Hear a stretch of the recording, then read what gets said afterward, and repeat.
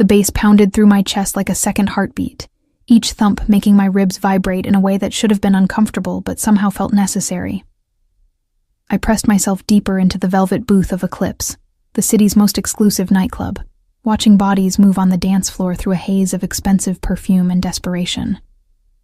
My best friend Maya had dragged me here an hour ago, insisting that 3 weeks was long enough to mourn a relationship that had ended with my ex-boyfriend sleeping with my roommate in our bed.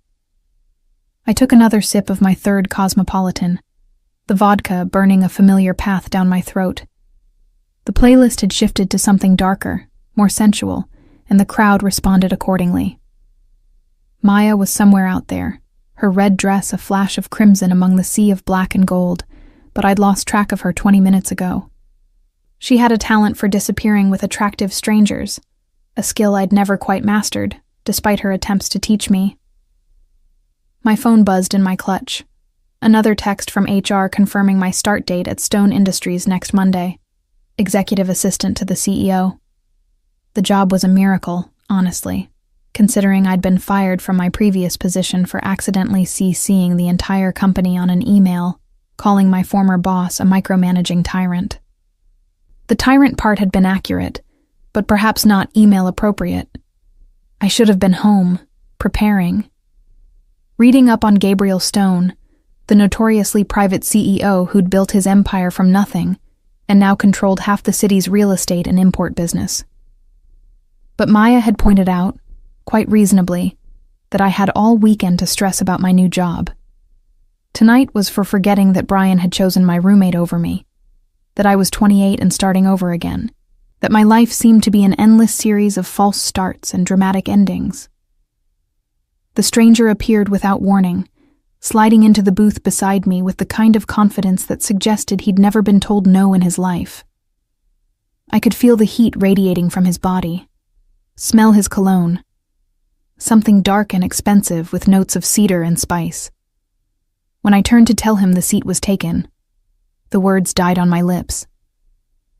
He was beautiful in a way that seemed almost dangerous. Sharp jawline, high cheekbones, dark hair that fell just slightly over his forehead, despite being styled back. But it was his eyes that held me frozen. They were gray, like storm clouds before lightning strikes, and they were fixed on me with an intensity that made my breath catch. "You look like you're either planning a murder or contemplating your own demise," he said, his voice a low rumble that somehow carried over the music. "I'm hoping it's the former. The latter would be a waste." I should have been offended by his presumption, by the way he'd just inserted himself into my space without invitation. Instead, I found myself smiling, something reckless unfurling in my chest. Murder. Definitely murder. My ex-boyfriend and my former roommate. I'm still working out the details. Smart to plan thoroughly. The corner of his mouth lifted in what might have been approval. Need an alibi? I'm told I'm quite convincing. Are you offering to help me commit murder or just cover it up? Whichever requires less cleanup. He signaled the bartender with a gesture so subtle I almost missed it. Seconds later, 2 glasses of something amber appeared on the table. "You seem like you could use something stronger than whatever pink drink you're nursing." I looked down at my Cosmopolitan, then back at him. "What makes you think I want to drink with you? You could be a serial killer." "I could be." He pushed one of the glasses toward me. "But serial killers rarely offer expensive whiskey to their victims. Too memorable. Better to stick with something common, forgettable." Against every ounce of common sense I possessed, I picked up the glass. The whiskey was smooth, probably worth more than my rent, and it burned in the best way. "You've clearly thought about this." "I think about everything." His eyes never left mine. It's a blessing and a curse. We fell into conversation with an ease that should have been impossible between strangers. He didn't ask my name, and I didn't offer it. There was something liberating about the anonymity, about being just 2 people in a dark club without the weight of context or expectations. He was sharp, witty in a way that felt almost cruel, and he matched my sarcasm beat for beat. An hour passed. Maybe more. The club grew more crowded, the music louder, and somehow we'd migrated closer together in the booth. His arm rested on the seat behind me, not quite touching, but close enough that I could feel it. When he laughed at something I said, really laughed, I felt an unfamiliar surge of pride. "Dance with me," he said suddenly, standing and offering his hand. I hesitated. Dancing meant touching, and touching meant crossing a line I wasn't sure I should cross with a stranger whose name I didn't know. But his hand remained extended, patient, and the challenge in his eyes made my decision for me. The dance floor was packed, bodies pressed together in the manufactured intimacy of a club at midnight. He pulled me close, one hand settling on my waist, the other still holding mine. We moved together, and I was surprised to find he actually knew how to dance. Not the grinding pretense that passed for dancing in most clubs, but real dancing, leading me through the crowd with practiced ease.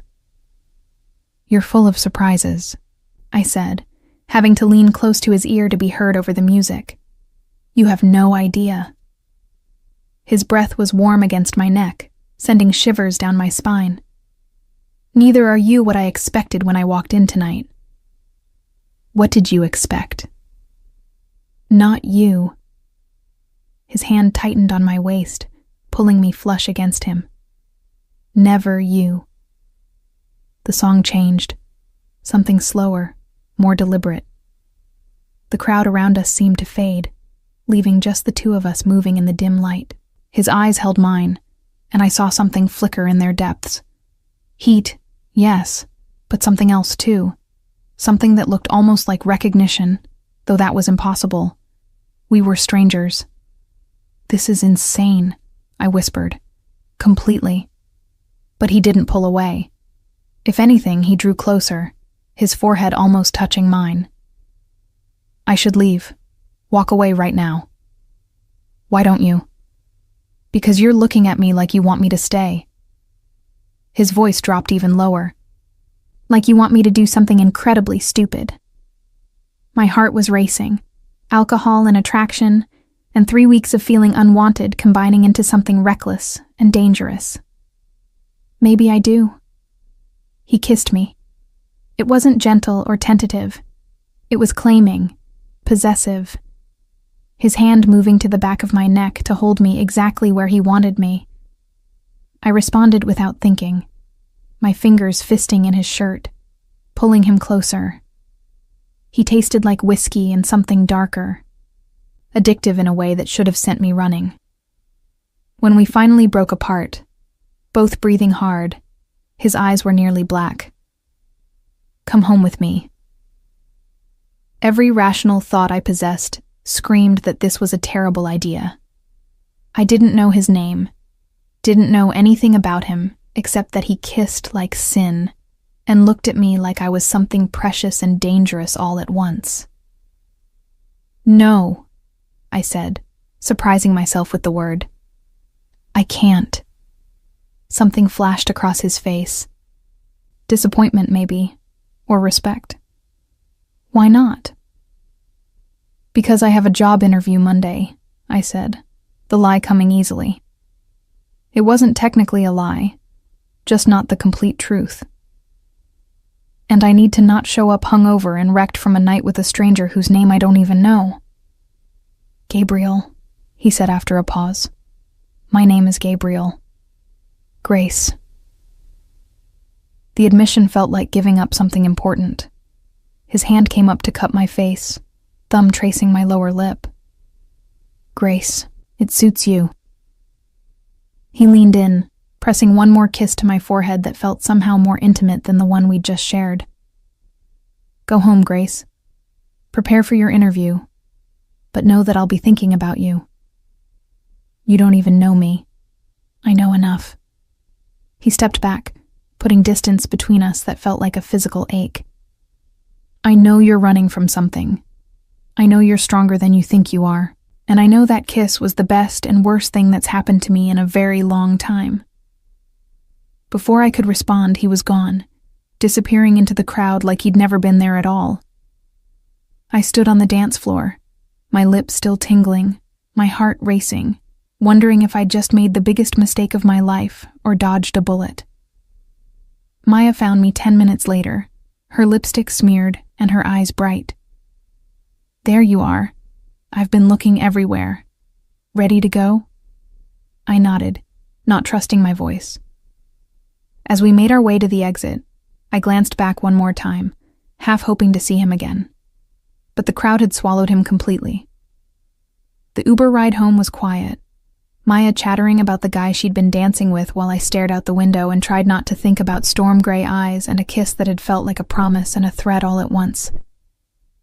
It was only when I was finally in my apartment, washing my face and preparing for bed, that I let myself fully process what had happened. I'd kissed a stranger, more than kissed him. I'd wanted to leave with him, to do something completely out of character and potentially stupid. But I hadn't. I'd walked away, chosen responsibility over recklessness for once in my life. As I climbed into bed, I told myself that was the end of it. Gabriel, whoever he was, would remain a beautiful memory. A what-if that I'd occasionally think about but never pursue.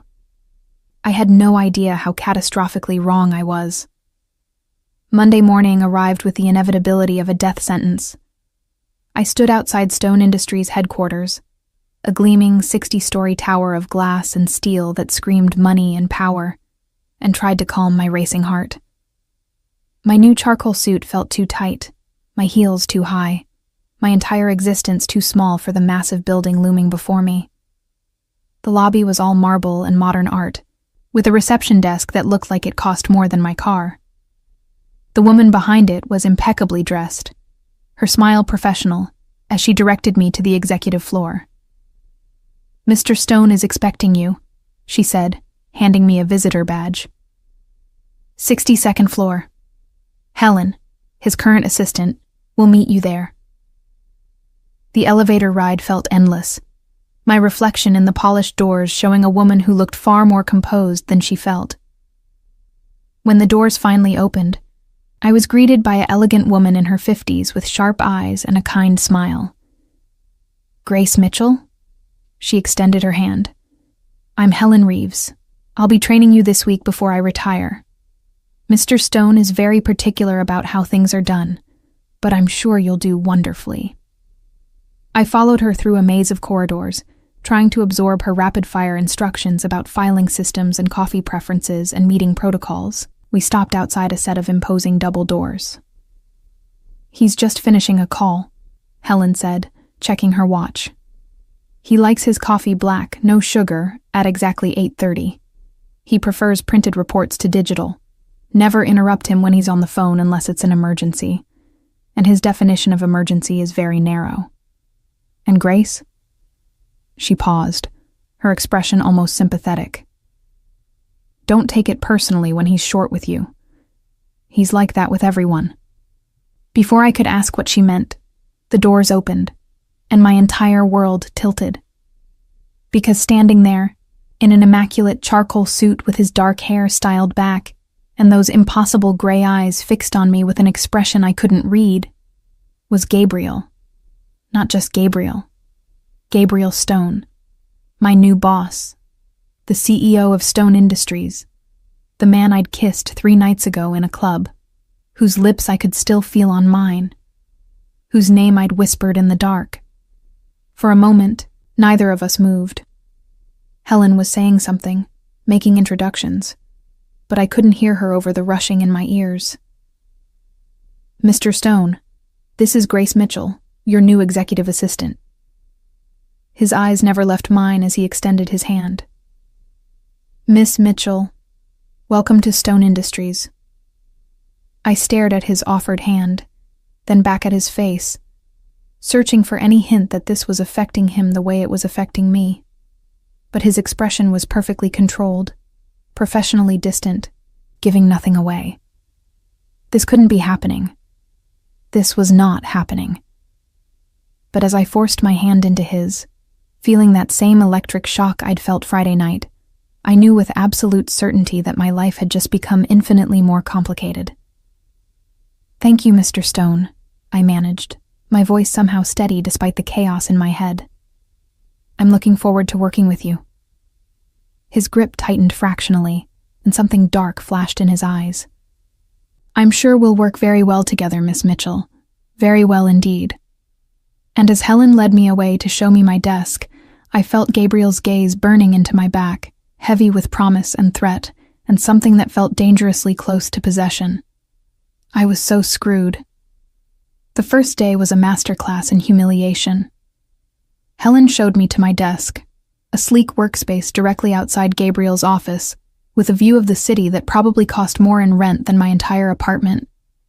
Everything was organized with military precision, pens arranged by color and size, files labeled in perfect alphabetical order, a computer with 17 different color-coded folders that apparently corresponded to different aspects of Gabriel's schedule. "He's very particular," Helen said again, and I was starting to understand this was her polite way of saying he was an absolute control freak. "This folder is for morning meetings, this one for afternoon, this one for international calls which must be scheduled around time zones he's specified here." My head was spinning. I'd worked as an assistant before, but never for someone who apparently needed their entire existence micromanaged down to the minute. The intercom on my desk buzzed. "Miss Mitchell, my office, now." Helen gave me an encouraging smile that did nothing to calm my racing heart. "Just remember, he's all bark. Mostly." I smoothed down my skirt and walked the 10 feet to his door, knocking once before entering. Gabriel sat behind a massive desk that looked like it had been carved from a single piece of black marble. The office was enormous, decorated in shades of charcoal and steel, with floor-to-ceiling windows offering a panoramic view of the city. Everything about it screamed power, control, intimidacy. He didn't look up from the document he was reading. "Close the door." I did, my hand trembling slightly on the handle. When I turned back, he was watching me with those gray eyes that had haunted me all weekend. "We need to establish some ground rules," he said, his voice cold and professional. Nothing like the warm rumble I remembered from Friday night. "What happened at Eclipse was a mistake. It will not be mentioned, referenced, or acknowledged in any way while you're working here. Is that understood?" The dismissal stung more than it should have. "Perfectly understood, Mr. Stone." "Good." He turned his attention back to his document. "I expect my coffee at 8:30 precisely. Black, no sugar, 180 degrees, not 175, not 185. There's a thermometer in the break room. Learn to use it." I stared at him. "You want me to take the temperature of your coffee?" "I want you to follow instructions without commentary." His eyes flicked up to meet mine, cold and assessing. "Can you do that, Miss Mitchell? Or do we need to have a conversation about whether this position is right for you?" Every instinct I had screamed at me to tell him exactly where he could shove his temperature-specific coffee. But I needed this job. Needed the salary, the benefits, the chance to rebuild my life after the disaster with Brian. "I can follow instructions, Mr. Stone." "Excellent." He slid a stack of files across the desk. "These need to be organized by date, then cross-referenced with the digital files in folder 7B. I need it done by noon." I picked up the stack. There had to be at least 100 documents, and glanced at the clock. It was 9:15. "All of this by noon? Is there a problem?" The challenge in his voice was clear. "No problem at all." I hefted the files and turned toward the door. "Miss Mitchell?" I paused, looking back. His expression was unreadable. "Try not to spill coffee on anything important. I've heard you have a talent for that." The fact that he'd clearly researched me, knew about the incident at my last job, should have been expected. But hearing him reference it felt like a slap. "I'll do my best, Mr. Stone." Back at my desk, I stared at the mountain of files and felt the first stirrings of real anger. He was testing me, pushing to see if I'd break or walk out. The realization made my spine straighten. I'd been pushed around by men before. Brian, my father, my previous boss. I wasn't about to let Gabriel Stone join that list, no matter how good a kisser he was. I dove into the work with grim determination. The files were a mess, deliberately so I suspected. Dates were out of order, documents were misfiled, and the cross-referencing system made no logical sense. But I'd always been good at finding patterns in chaos, at making order from disaster. By 11:30, I'd finished. I carried the reorganized files back to Gabriel's office and knocked. Enter. He was on a call, speaking rapid Italian to someone on the other end. I set the files on his desk and turned to leave, but he held up one finger, gesturing for me to wait. I stood there, trying not to listen but unable to help it. His Italian was flawless, his tone commanding, and I caught enough words to understand he was discussing some kind of shipment and delivery schedules. Import business, I remembered from my research. Stone Industries had started in imports. When he finally ended the call, he pulled the files toward him and began flipping through them. I watched his expression, looking for any reaction, but his face remained impassive. You reorganized the entire system, he said finally. You said to organize them. The existing system was inefficient. I created a new one that makes more sense. His eyes lifted to mine, and for just a moment, I saw something flicker there. Surprise, maybe. Or approval. You were supposed to follow the existing system. You said to organize and cross-reference. You didn't specify I had to use a system that made no sense. We stared at each other across the desk, tension crackling in the air between us. His jaw tightened, and I braced myself for an explosion. Instead, he leaned back in his chair. The new system is better. Use it going forward. The admission shocked me more than anger would have. Thank you. Don't let it go to your head. But there was something almost like amusement in his voice. My coffee. You're late. I glanced at the clock. 8:37. I'll get it right now. Don't bother. It's past the acceptable window. He returned his attention to the files, effectively dismissing me. Tomorrow, be on time. Back at my desk, I fought the urge to scream. He was impossible, controlling, and apparently incapable of any flexibility whatsoever. The man I'd kissed Friday night had seemed dangerous, but human. This version was carved from ice. The rest of the day followed the same pattern. He was exacting, demanding, critical of everything I did. Too slow with messages, too fast when taking notes. My handwriting was illegible, even though I could read it perfectly fine. I'd organized his afternoon meetings wrong, even though I'd followed Helen's instructions exactly. By 5 o'clock, I was ready to quit. I was packing up my desk when his door opened. Miss Mitchell, a word. I followed him back into his office, exhaustion making me reckless. If this is another critique of my filing system, it's not. He moved to the windows, hands in his pockets, staring out at the city. You did well today, better than I expected. The praise was so unexpected I almost didn't process it. You have a strange way of showing appreciation. I don't believe in coddling my employees. He turned to face me, and in the dying light of the afternoon, he looked less like the cold CEO and more like the man from the club. But I do believe in acknowledging competence. You're competent, Miss Mitchell. Chaotic, disorganized in your personal habits, and you have an unfortunate tendency toward sarcasm, but competent. How do you know I'm disorganized in my personal habits? His smile was sharp. Your purse fell open when you set it down this morning. I could see wadded receipts, at least 3 different lip glosses, and what looked like a grocery list from 2 weeks ago. Heat crept up my neck. Most people would consider that snooping. I consider it observation. There's a difference. He moved closer, and I forced myself not to step back.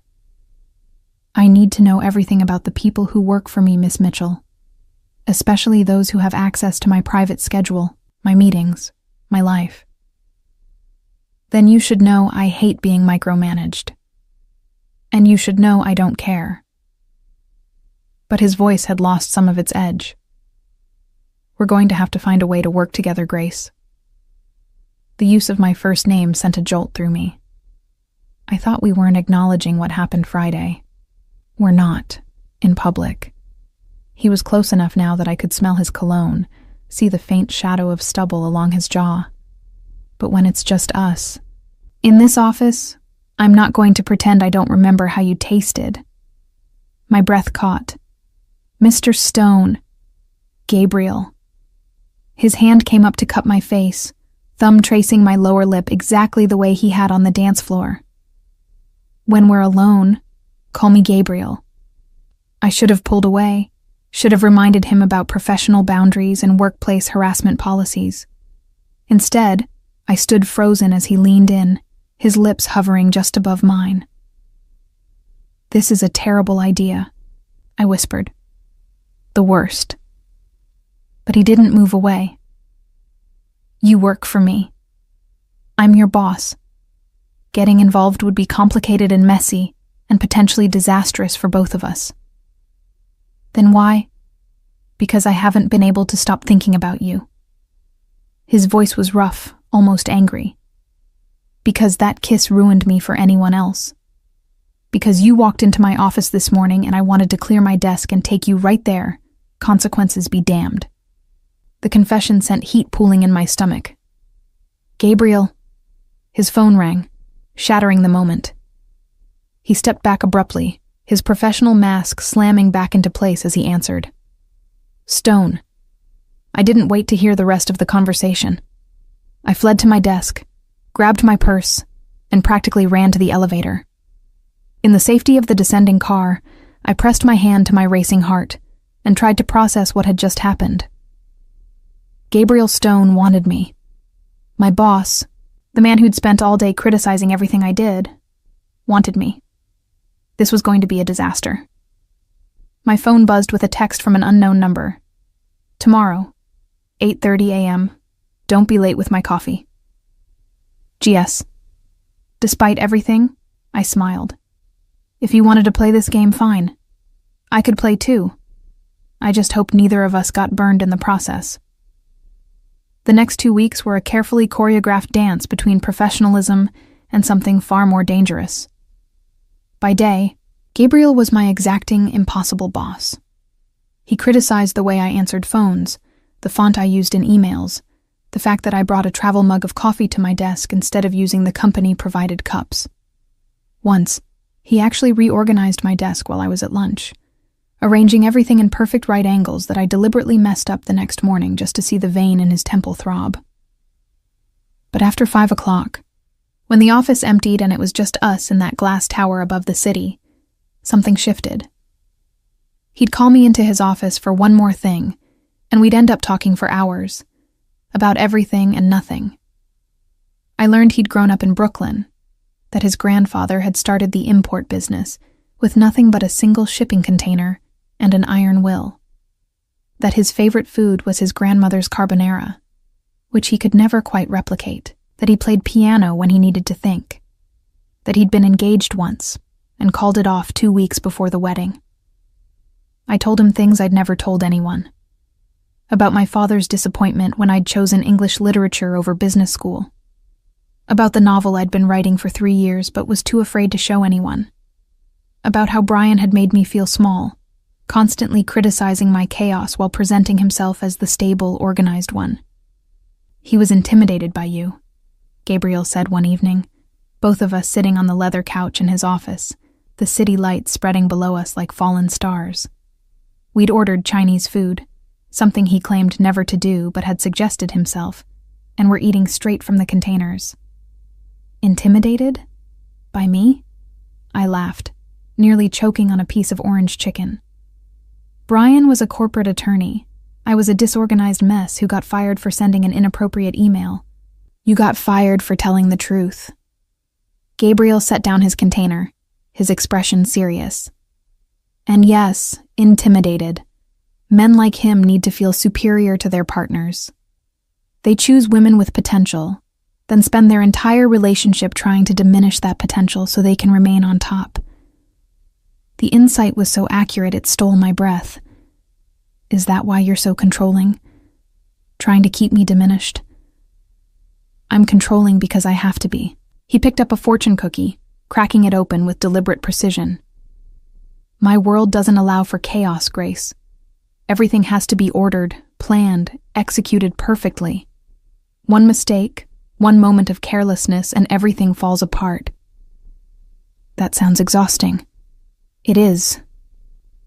He pulled out the fortune and read it, his mouth quirking. You will find happiness in unexpected places. What does yours say? I reached for my own cookie. He held it up. A beautiful stranger will change your life. Our eyes met, and the air between us crackled with unspoken tension. This had become our pattern. Moments of connection followed by careful retreat, professional distance during the day dissolving into something dangerously intimate at night. But we never crossed the line. Never touched beyond the accidental brush of fingers. Never acknowledged that we were playing with fire that would eventually burn us both, until the night everything changed. It was a Thursday, nearly 8 o'clock. I'd stayed late to prepare materials for Gabriel's meeting with a potential new client, some international investor interested in Stone Industries' import division. The office was quiet except for the soft click of my keyboard and the occasional rustle of papers from Gabriel's office. I was printing the final contract when I heard voices. Raised, angry voices in Italian coming from Gabriel's office. My Italian was rudimentary at best, learned from a semester abroad in college, but I caught enough words to make my blood run cold. Shipment, customs, missing, and worst of all, Castano. I'd heard that name before, whispered in the break room when people thought I wasn't listening. The Castano family was one of the city's oldest crime families, their influence reaching into everything from construction to the docks. The door to Gabriel's office flew open, and a man I didn't recognize stormed out. He was older, maybe 60, with silver-streaked dark hair and cold eyes that swept over me dismissively before he disappeared into the elevator. Gabriel appeared in the doorway, his tie loosened, his normally perfect hair disheveled. He looked furious and something else, worried, which I'd never seen before. Who was that? I asked, standing. No one. Go home, Grace. Gabriel. I said go home.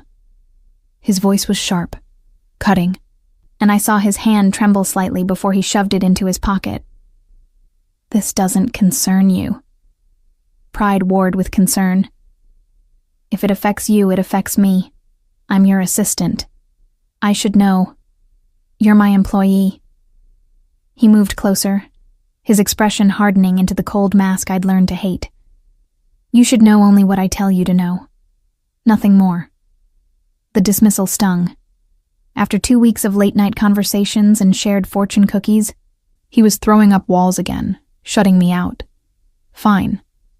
I grabbed my purse, anger making my movements jerky. I'll go home and leave you to whatever shady business you're conducting with. His hand shot out, gripping my wrist.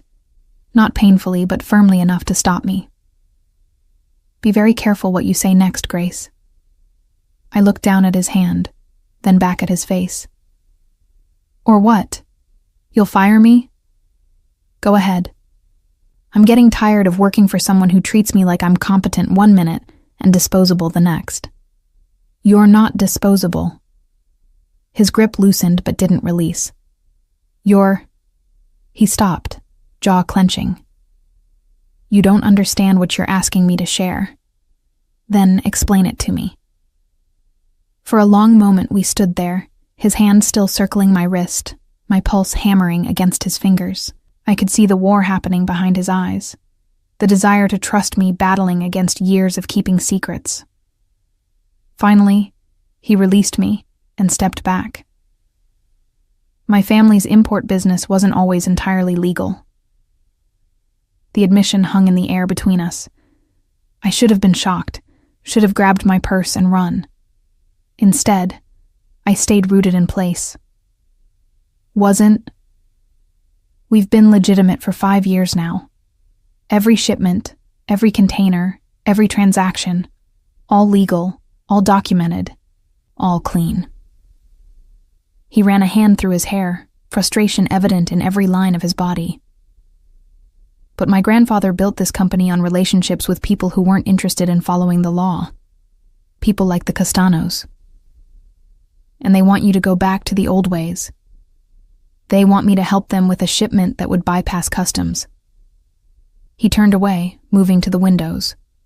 Weapons, probably, or worse. I refused, obviously, but the Castanos don't take no for an answer easily. My mind was racing. That man who just left. Marco Castano. His son Vincent is the one who approached me with the proposal. Gabriel's reflection in the window looked haunted. They're putting pressure on me, threatening to expose deals my grandfather made decades ago. Things that could bring down everything I've built, ruin reputations of families who've gone legitimate like we did. I moved to stand beside him, our reflections side by side in the glass. What are you going to do? I don't know. The admission seemed to cost him something. I've spent 5 years building a legitimate empire. I won't go back to that world, Grace. I can't. But if they push hard enough, if they threaten the right people... He stopped, shaking his head. Without thinking, I reached for his hand. His fingers closed around mine immediately, desperately, like I was an anchor in a storm. You're not alone in this, I said quietly. You should run from me. He turned to face me fully, his eyes dark with something that looked like self-loathing. I'm exactly the kind of man your mother warned you about. Dangerous, connected to things that could destroy you just by association. My mother warned me about a lot of things. I rarely listened. Despite everything, he smiled. I've noticed. We stood there, hands linked, the weight of his confession settling between us. I should have been terrified, should have walked away from him and his dangerous connections and his impossible situation. Instead, I stepped closer. I'm not running. Grace, I'm chaotic and disorganized, and I spill coffee on important documents. You're controlling and impossible, and you organize pens by size. I lifted my free hand to his face, feeling the rough stubble beneath my palm. But I'm not running from you. Whatever this is between us, whatever happens with the Castanos, I'm not running. His hand came up to cover mine, pressing my palm more firmly against his cheek. You should be. Probably. I smiled.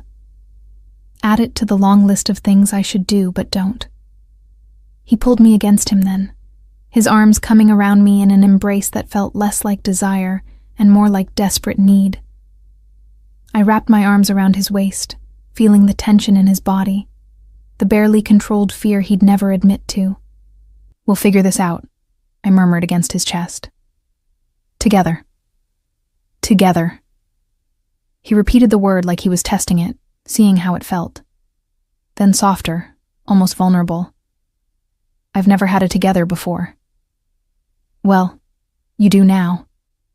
I pulled back enough to look at him. And fair warning, my togethers are messy and chaotic and involve a lot of half-finished plans and improvisation. Sounds perfect. His thumb traced my cheekbone. I'm very good at improvisation when I need to be. Liar, you literally schedule your improvisations. He laughed, the sound surprising both of us. Only sometimes. The moment stretched, comfortable and terrifying all at once. Then his phone rang, shattering our bubble. He checked the screen and his expression hardened. I need to take this.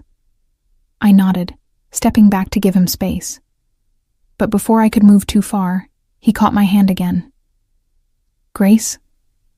Thank you. For staying. For... He stopped, seeming to struggle with words. for being you." "You're welcome." I squeezed his hand once before releasing it. "Now go be the scary CEO who makes people tremble. I'll be at my desk making a mess of your color-coded filing system. Touch my files and you're fired." "You can't fire me. I'm the only one who knows how you take your coffee." His smile was genuine, transforming his face into something breathtaking. 181 degrees. You've been making it too hot for 2 weeks. "I know." I grinned. "I've been doing it on purpose to see if you'd notice." "Of course I noticed. I notice everything about you." The admission sent warmth flooding through me. As I walked back to my desk, I could feel his eyes following me, heavy with promise and concern, and something that might have been hope. Whatever was happening between us, whatever danger the Castanos represented, we were in it together now. And somehow, that made everything feel possible. The Castano problem didn't go away. If anything, it intensified. Over the next week, I watched Gabriel transform into someone I barely recognized.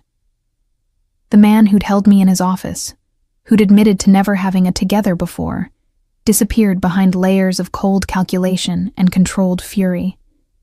He arrived earlier, stayed later, took calls in Italian that ended with him gripping his phone so hard I thought it might shatter. I did what I could. Organized his schedule to maximize efficiency, screened calls from numbers I'd learned to recognize as Castano associates, brought him food he wouldn't eat, and coffee he'd drink cold hours later. But mostly, I just stayed. Worked late beside him in companionable silence, a reminder that he wasn't facing this alone. It was during one of these late nights that she appeared. I was at my desk, reviewing contracts for tomorrow's meeting, when the elevator doors opened and a woman stepped out. She was stunning, the kind of beautiful that made other women instinctively check their reflection. Tall, with honey blonde hair that fell in perfect waves, wearing a cream dress that probably cost more than my monthly salary.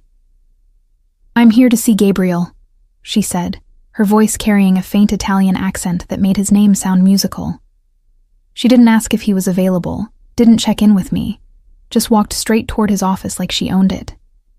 "Excuse me, Mr. Stone is in a meeting." I stood, moving to intercept her. She turned, and her green eyes swept over me with the kind of dismissive assessment that made me feel instantly small. "And you are?" "Grace Mitchell, Mr. Stone's executive assistant." I kept my voice professional despite the irritation rising in my chest. "If you'd like to schedule an appointment, how charming." Her smile didn't reach her eyes. "Gabriel has his little secretary trained well, but I don't need an appointment, darling. I'm Isabella Marchesi." She said the name like I should recognize it, and when I didn't react, something like satisfaction flickered across her face. "The Isabella he was engaged to," she clarified, "though I suppose he wouldn't mention me to the help." Before I could form a response, something cutting about being called the help, Gabriel's door opened. He froze in the doorway, his expression cycling through surprise, displeasure, and finally settling on cold politeness. "Isabella, this is unexpected." "Is it?" She moved toward him with practiced grace, reaching up to kiss both his cheeks in that European way that seemed far too intimate for ex-fiancés. "Papa said you'd been asking questions about the Castanos. I thought I should come, offer my assistance." My stomach dropped. Her father was connected to the Castanos. Of course he was. "I appreciate the concern, but it's not necessary." Gabriel's voice was controlled, but I could see the tension in his shoulders. "How did you know I was here this late?" "I know everything about you, Caro." Her hand rested on his arm, proprietary and familiar. "Some things don't change just because we're no longer together." I should have gone back to my desk, given them privacy. Instead, I stood there, watching her touch him, feeling something hot and possessive coil in my chest. Gabriel's eyes found mine over Isabella's shoulder, and something passed between us. A question, maybe, or an apology. "Miss Mitchell, you can go home," he said. "I'll handle things from here." The dismissal stung more than it should have. "Of course. I'll see you tomorrow, Mr. Stone." I grabbed my purse and made it to the elevator before the first tears of frustration threatened. I wasn't crying over him. I refused to cry over any man ever again after Brian. But the casual way he'd dismissed me, the way Isabella had looked at me like I was nothing, the reminder that I was just his employee while she was someone from his world, his past, someone who belonged in ways I never could. The elevator doors were closing when a hand shot between them. Gabriel stepped inside, his expression fierce. "You're not leaving like this. You told me to go home." "I told you that so she wouldn't—" He stopped, running a hand through his hair in frustration. "Grace, Isabella showing up was not planned. I didn't know she was coming. It doesn't matter." I crossed my arms, staring at the descending floor numbers. "You have history with her. Her father has connections to the Castanos. It makes sense you'd want to talk to her privately." "I don't want to talk to her at all." He hit the emergency stop button, and the elevator jerked to a halt. "She's my past, Grace. A past I walked away from because I refused to marry someone I didn't love just to cement business alliances." My heart hammered at the implication.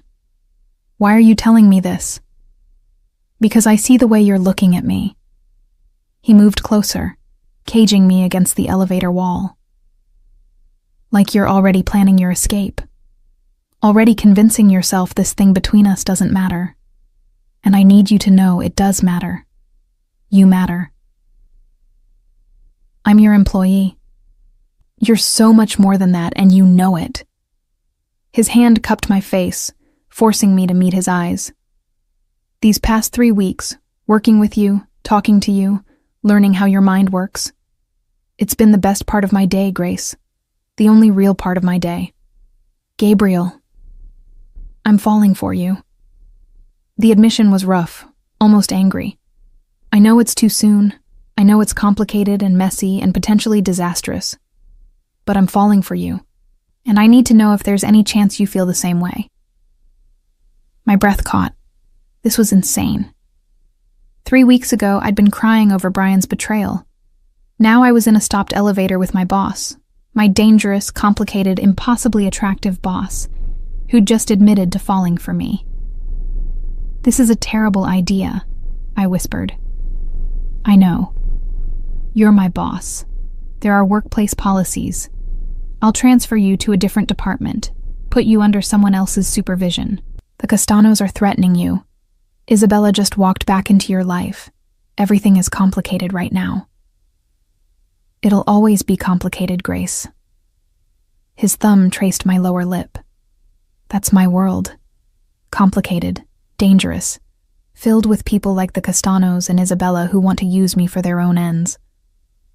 But you walked into my life looking for nothing more than a paycheck, and somehow you've become the one thing I can't afford to lose.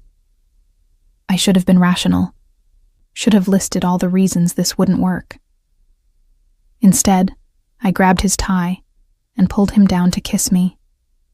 It was different from the kiss at the club, less about discovery and more about claiming. His hands gripped my waist, pulling me flush against him as I tangled my fingers in his hair, messing up his perfect style.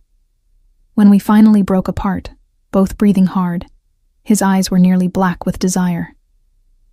"I'm falling for you too," I admitted. "Even though you're controlling and impossible and you organize everything alphabetically, including your Chinese food containers." He smiled against my lips. "You're chaotic and stubborn, and you deliberately make my coffee 1 degree too hot. Someone has to keep you on your toes. You certainly do that." He pressed his forehead to mine. "Grace, I need you to understand what you're signing up for. My world isn't safe. Being with me means being associated with things you might not approve of. People who are dangerous. Situations that could put you at risk. I'm a grown woman, Gabriel. I can make my own choices about risk. Even so. His grip tightened on my waist. Promise me something. If things get too dangerous, if the Castanos or anyone else threatens you because of me, you'll walk away. You'll save yourself. That's not how this works. Promise me, Grace. I pulled back enough to look at him. Only if you promise the same. If keeping me safe means pushing me away, you won't do it. We face whatever comes together, or not at all. He studied my face for a long moment, and I could see him warring with the need to protect me and the desire to keep me close. Together, he finally agreed, even when it's messy and chaotic and everything I normally avoid. Especially then. I kissed him again, softer this time. Now start this elevator before building security comes looking for us. He reached for the button, but paused. Isabella, is your past. I get it. I straightened his tie, smoothing the wrinkles I'd created. But she's still upstairs in your office, and she clearly has information about the Castanos. You should talk to her. Not alone. His voice was firm. If I'm talking to her, you're there. I'm not giving her ammunition to use against me, and I'm not giving you reasons to doubt what I just said. The gesture meant more than he probably realized. Okay, together. We rode the elevator back up in comfortable silence, his hand linked with mine. When the doors opened, Isabella was perched on my desk, examining her perfect manicure. Finished with your little emergency? She asked, her eyes lingering on our joined hands. How sweet. Gabriel's finally found someone who will tolerate his controlling nature. Miss Mitchell will be joining our conversation, Gabriel said coolly, not releasing my hand. Whatever you have to say about the Castanos, she needs to hear it. Isabella's expression hardened. Since when do you include your secretaries in business discussions? Since now. He led me toward his office. Either you're here to help, or you're here to manipulate the situation to your father's advantage. Which is it, Isabella? She stood, her movements calculated and graceful. Always so suspicious, Caro. I'm here because despite how we ended, I don't want to see you destroyed by the Castanos. They're more dangerous than you realize. Then talk. Gabriel settled behind his desk, pulling a chair beside him for me. A deliberate choice that put us side by side instead of across from each other. What do you know? Isabella's green eyes moved between us, and I saw calculation there, strategy forming. She was trying to figure out how to use me, how to drive a wedge between Gabriel and whatever this was growing between us. She had no idea how stubborn I could be when I wanted something. And I wanted Gabriel Stone. Danger, complications, and all. Isabella settled into the chair across from us with practiced elegance, crossing her legs and arranging her dress with the precision of someone used to being watched. I noticed Gabriel didn't offer her coffee, didn't ask if she needed anything. The small rejection gave me a petty satisfaction I probably shouldn't have felt. The Castanos aren't just pressuring you to help with one shipment, she began, her accent making each word sound musical despite the gravity of what she was saying. They're trying to take over your entire import operation. The shipment is a test. If you agree, they'll slowly infiltrate every aspect of your business until you're working for them instead of yourself. Gabriel's hand tightened on mine under the desk. How do you know this? Because they approached my father with the same proposition 3 years ago. Her expression was grim. He refused. They destroyed 2 of his warehouses, framed one of his managers for embezzlement, and nearly bankrupted him before he finally agreed to a partnership. Now he's little more than a figurehead while they run his operations. I felt Gabriel go rigid beside me. Why didn't you tell me this before? You made it very clear when you broke our engagement that you wanted nothing to do with my family or their business. Her voice carried an edge of old hurt. I respected that, Gabriel. But this is different. The Castanos are targeting everyone who went legitimate. They see the clean businesses as easy marks, established infrastructure, legitimate fronts, and owners who have too much to lose to fight back effectively. There has to be a way to stop them, I said, surprising myself by speaking. Both of them looked at me, and I forced myself to continue despite Isabella's dismissive expression. You can't be the only ones they're targeting. If you work together with the other families who've gone legitimate— The families don't trust each other, Isabella interrupted. That's what the Castanos are counting on. We're all so busy protecting our individual territories that we can't see the bigger threat. Then make them see it. I looked at Gabriel. You said your grandfather built this company on relationships. Use those relationships now. Call everyone the Castanos have approached, show them the pattern, create a united front. Gabriel was staring at me with something like wonder. That could actually work. It won't be that simple, Isabella warned. The Castanos have enforcers, connections in law enforcement, politicians on their payroll. Even united, we'd be fighting an uphill battle. But at least you'd be fighting. I squeezed Gabriel's hand. Better than slowly surrendering pieces of what you've built until there's nothing left. For the first time since she'd arrived, Isabella looked at me with something other than dismissal. You're not what I expected. What did you expect? Someone temporary. Someone Gabriel would tire of once the novelty wore off. Her smile was sharp. He has a type, beautiful, docile, willing to mold themselves to fit his life. You don't seem to fit any of those criteria except the first. Good thing I'm not trying to fit anyone's criteria. I met her gaze steadily.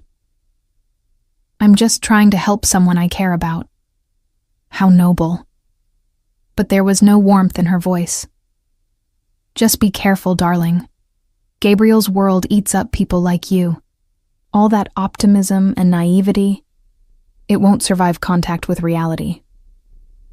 Isabella, Gabriel's voice was cold. We appreciate the information, but the commentary on my personal life is unnecessary. She stood, smoothing her dress. Of course. I'll have my father send over the list of families the Castanos have approached. Perhaps you can work your magic and unite them. She paused at the door. But Gabriel, be careful who you trust. The Castanos have informants everywhere, even in places you'd never suspect. After she left, silence filled the office. Gabriel released my hand and stood, moving to the windows like he always did when he needed to think. She's right about one thing, he said finally. My world will try to destroy you. Already is trying, if you count Isabella's little performance. I've survived worse than a jealous ex-fiancé. This isn't about jealousy. He turned to face me. She's trying to protect me in her own twisted way. And she's right to worry. Getting involved with me puts a target on your back, Grace. Then we'll just have to make sure I'm not an easy target. I stood, moving to him. Gabriel, I'm not fragile. I'm not going to shatter the first time things get difficult. I know you're not fragile. His hands framed my face. But you're also not made for this world. You believe in following the rules, in doing things the right way. My world operates in the gray spaces between legal and illegal, moral and expedient. Then teach me. I covered his hands with mine. Show me how to navigate those gray spaces. Or better yet, let me show you that sometimes chaos and improvisation work better than rigid control. He smiled despite himself. You really think your chaos can solve this? I think your control is what's keeping you isolated. You're so busy trying to manage every variable that you can't see the solutions that require trust and collaboration.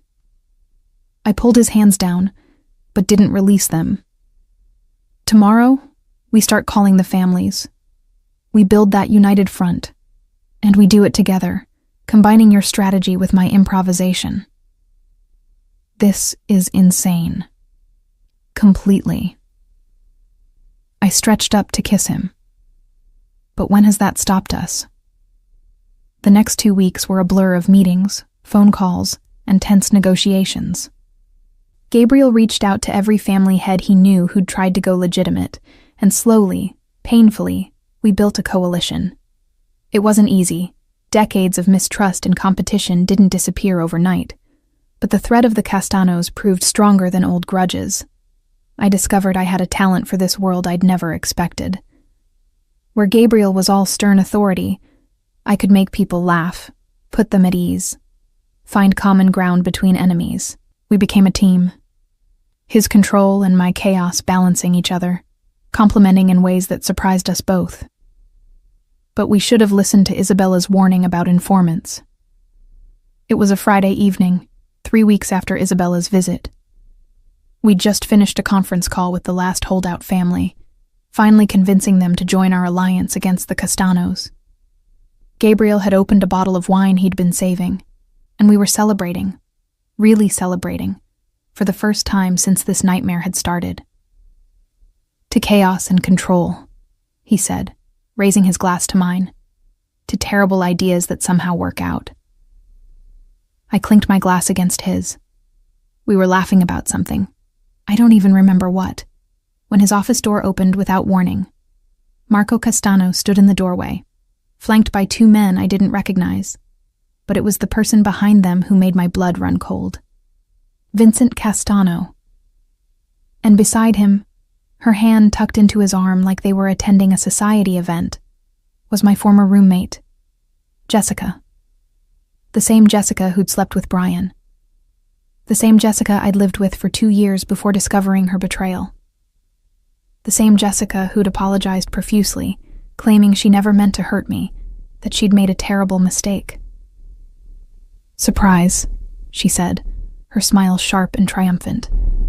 "Did you really think you could build a coalition without us knowing every single move?" Gabriel moved in front of me instantly, his body a shield. "How did you get past security?" "Your head of security has a gambling problem," Marco said pleasantly. "We helped him with his debts. He's been very cooperative about providing access codes and schedules." My mind was reeling. Jessica. Jessica had been feeding information to the Castanos. But how? Why? As if reading my mind, she stepped forward. "It was easy, really. You're so predictable, Grace. I knew when you got this job.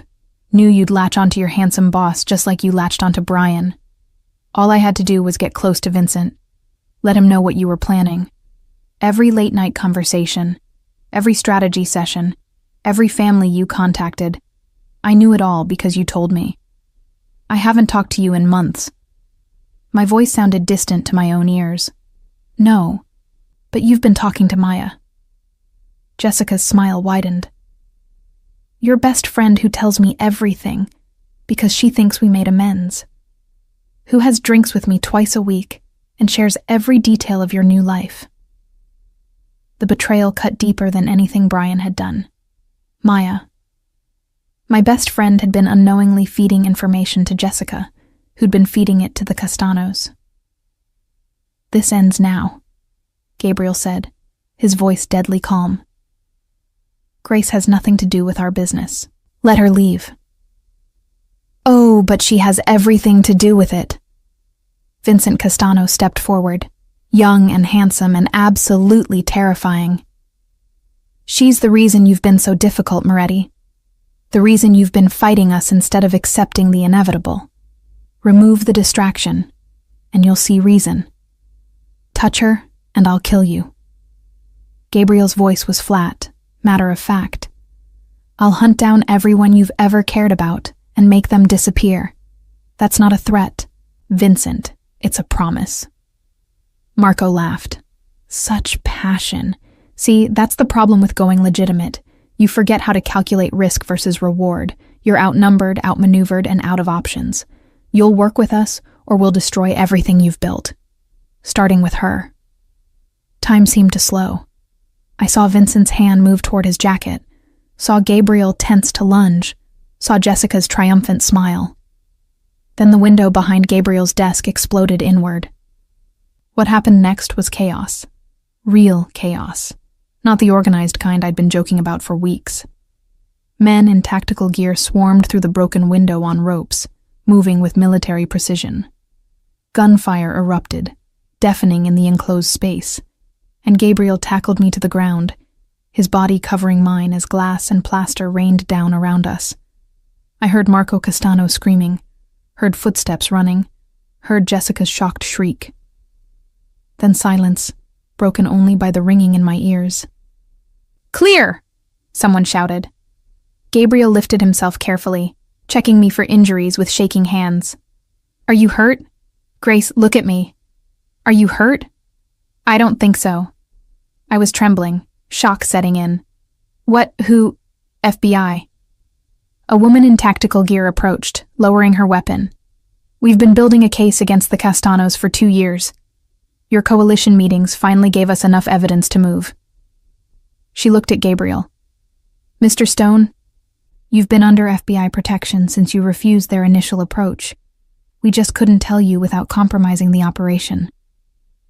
I looked at Gabriel, saw his own shock mirrored in his expression. "You didn't know?" "I had no idea." He pulled me against him, his heart racing beneath my cheek.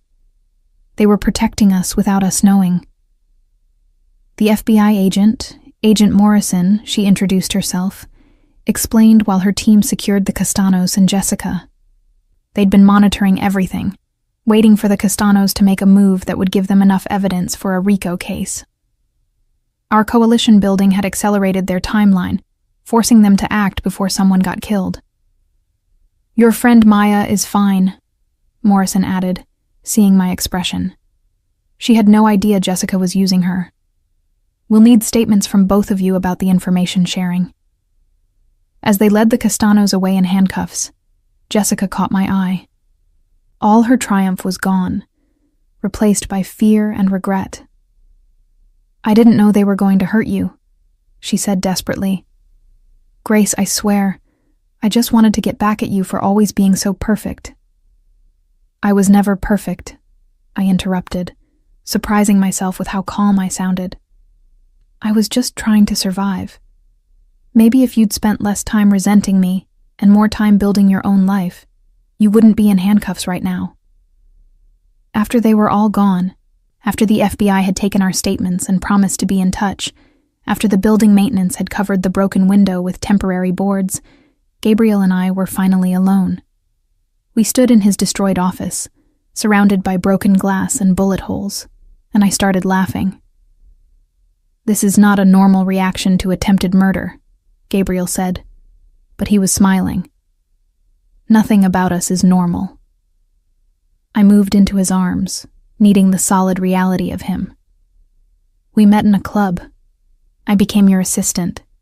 We fell for each other while fighting the mob, and now the FBI has arrested everyone who was trying to kill us. If this were a novel, no one would believe it." "Grace." He tilted my chin up, his expression serious. "I almost lost you tonight, if the FBI hadn't moved when they did. But they did. I cut him off. We're safe. The Castanos are gone. We survived. Together." "Together," I agreed. "Chaos and control. Turns out we make a pretty good team." He kissed me then, deep and claiming, and I tasted relief and fear and love all mixed together. We'd survived. Against all odds, against every reasonable expectation, we'd survived. Now we just had to figure out how to build a life from the wreckage. The aftermath was almost worse than the crisis itself.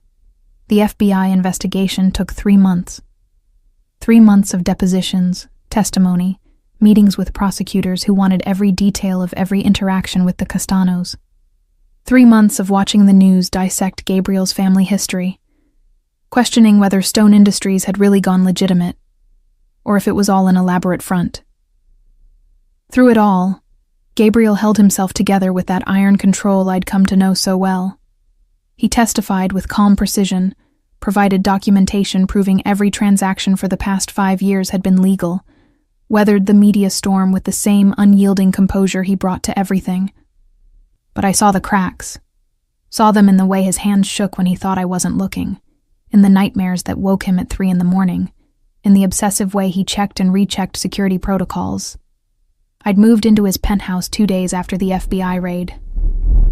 He'd asked me to stay one night, just so he could know I was safe, and I'd never left. My chaotic presence invaded his perfectly ordered space, books stacked haphazardly on his minimalist coffee table, coffee mugs in the sink, shoes kicked off randomly instead of lined up in the closet. He pretended to hate it, but I'd caught him smiling at my mess more than once. "You're reorganizing my bookshelf again," I said one Saturday morning, watching him from the kitchen where I was attempting to make pancakes. The batter had somehow ended up on the ceiling. Don't ask me how.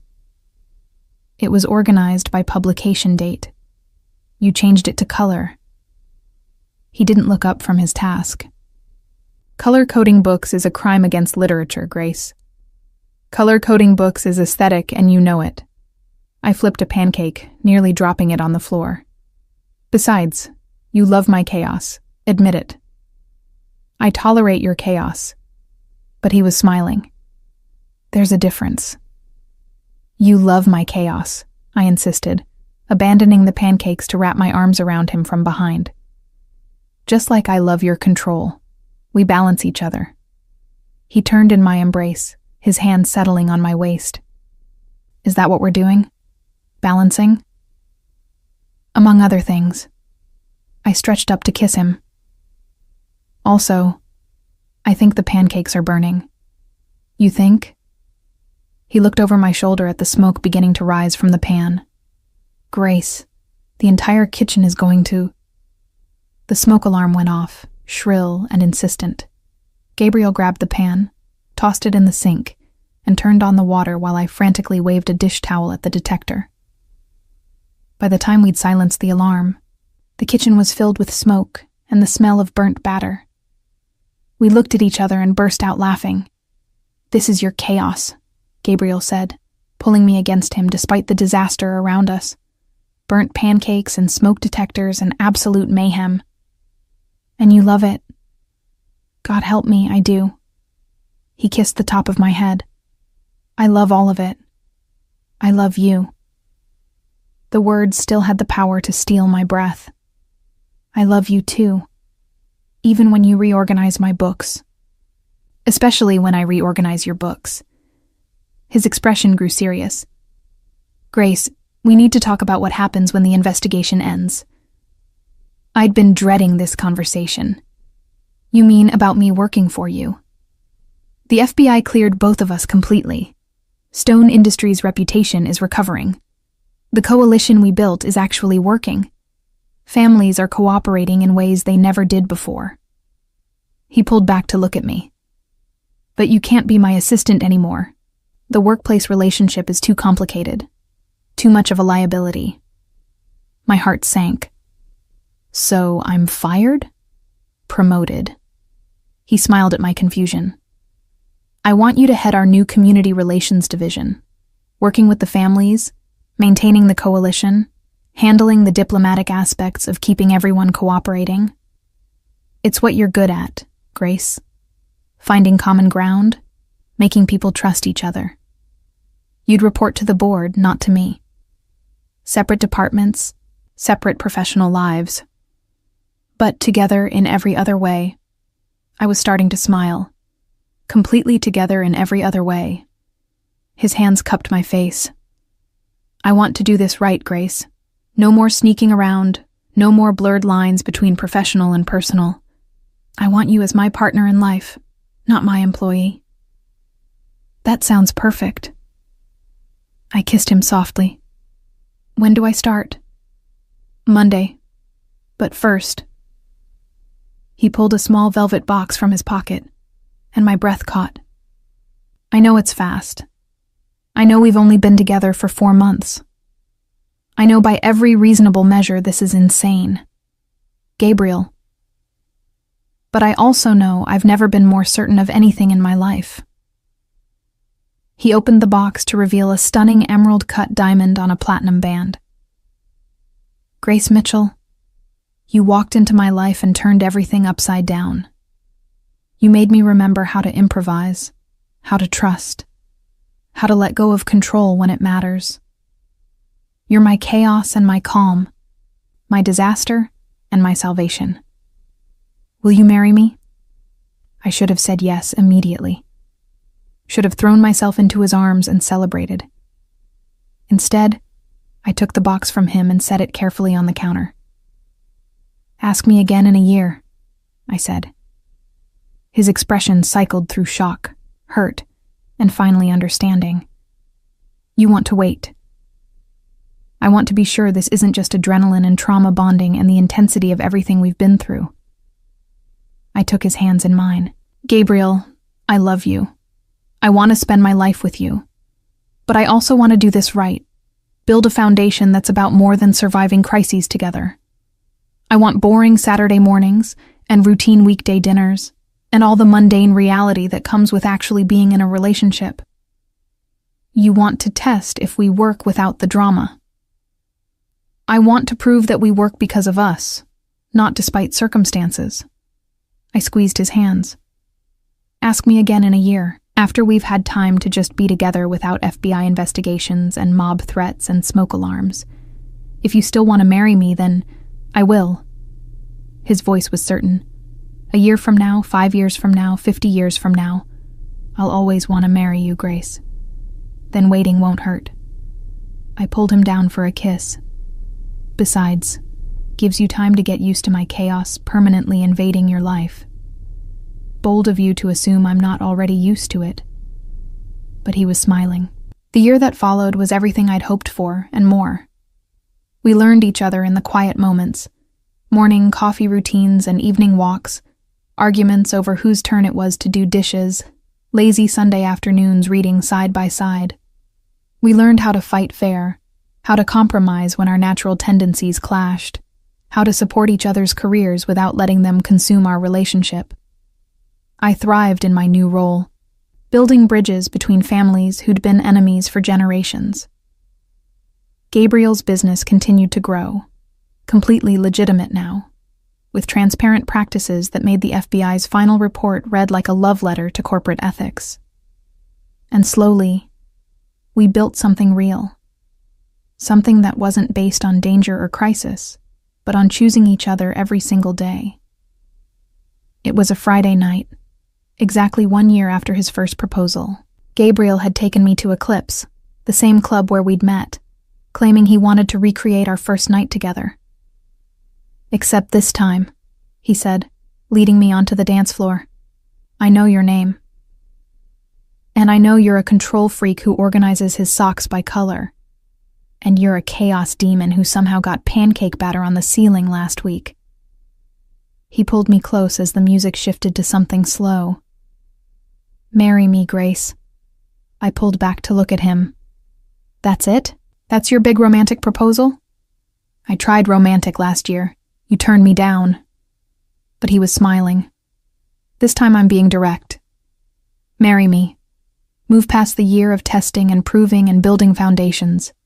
Marry me because you love me and I love you and we both know this works. You're supposed to be on one knee. I'm supposed to do a lot of things. He stopped dancing, right there in the middle of the club, and dropped to one knee anyway. The crowd around us noticed, phones appearing to capture the moment.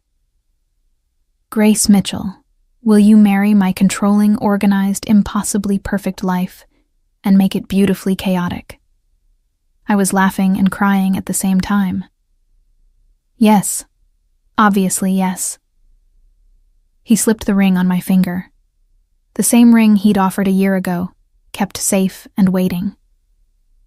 When he stood and kissed me, the club erupted in applause. This is insane, I said against his lips. Completely. His arms tightened around me. But that's us. Chaos and control, disaster and perfection, everything we shouldn't be but somehow are. Together, always together. He kissed me again. Though, for the record, if you get pancake batter on the ceiling of our house again, I'm staging an intervention. Our house?